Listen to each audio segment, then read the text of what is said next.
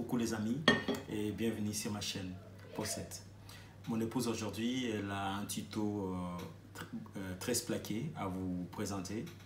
Franchement c'est pas évident pour les cheveux crépus, ce sont des idées qu'elle-même voulait vous présenter et vous allez voir. Et si cette vidéo elle vous plaît, n'hésitez pas à laisser un like et à vous abonner sur ma chaîne. Franchement pour les tresses plaquées, c'est pas évident parfois avec des cheveux crépus pour les enfants métissés et autres consorts. Je vous dis vraiment de regarder bien, vraiment il a fait un vrai tuto complet pour les tresses. Allez, je vous remercie et à bientôt les amis. Bonjour, donc je vais vous montrer aujourd'hui sur cette vidéo comment faire une coupe de tresses plaquée afin de pouvoir faire une queue de cheval à la fin. Donc il suffit de faire comme sur la technique du démêlage. Vous découpez les cheveux, donc vous séparez les cheveux en deux sur le milieu au niveau de l'oreille supérieure. Ensuite, vous allez donc faire 4 tresses en bas et 4 tresses en haut. Donc la technique qu'il faut utiliser pour séparer les cheveux, c'est de faire comme des découpages de parts de pizza. Donc sur la moitié basse, vous séparez comme 4 tranches de pizza en forme de triangle.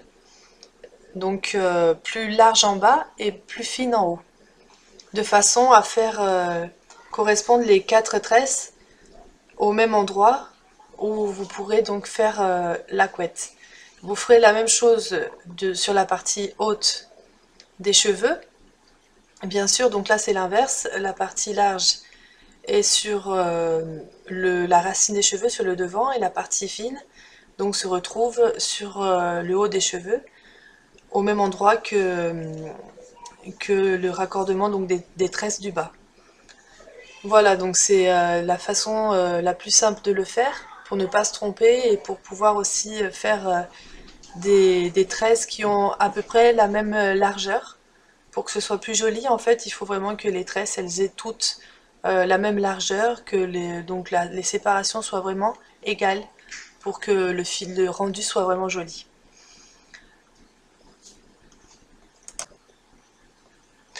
Donc la technique pour faire une tresse plaquée, elle est plutôt simple une fois qu'on a bien compris dans quel sens on doit croiser ses doigts. Donc vous prenez une mèche de cheveux à la base donc, de votre tresse. Vous séparez cette mèche en 3 parties égales. Ensuite, vous commencez à tresser, donc à croiser les 3 mèches ensemble pour commencer une tresse normale. Ensuite, vous gardez 2 mèches dans la main droite et vous gardez une mèche dans la main gauche. Avec votre index, vous allez donc commencer à attraper les cheveux sur le bord externe du côté droit. Ensuite, cette mèche que vous attrapez à droite avec votre index, vous la faites passer par-dessus la tresse qui se trouve à gauche, dans votre main gauche. Et ensuite, vous allez prendre votre main gauche, vous allez attraper une mèche de cheveux du côté gauche et la faire passer par-dessus les mèches que vous tenez dans la main droite. En sachant que les cheveux qui ne sont pas tressés représentent la mèche du milieu.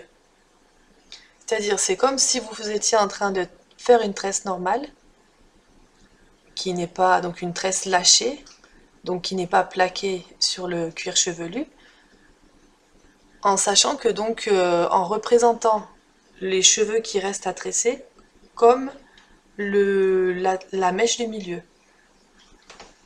Voilà, donc ces cheveux-là doivent rester toujours au milieu pour vous permettre d'avoir une tresse qui reste bien droite. Voilà, maintenant sur la vidéo, vous voyez bien comment je le fais. Donc je vous l'explique oralement, mais vous avez également aussi la vidéo qui vous permet vraiment de comprendre comment on fait pour que la tresse soit bien plaquée sur le cuir chevelu, en sachant qu'il ne faut pas trop tirer pour éviter que les cheveux tombent.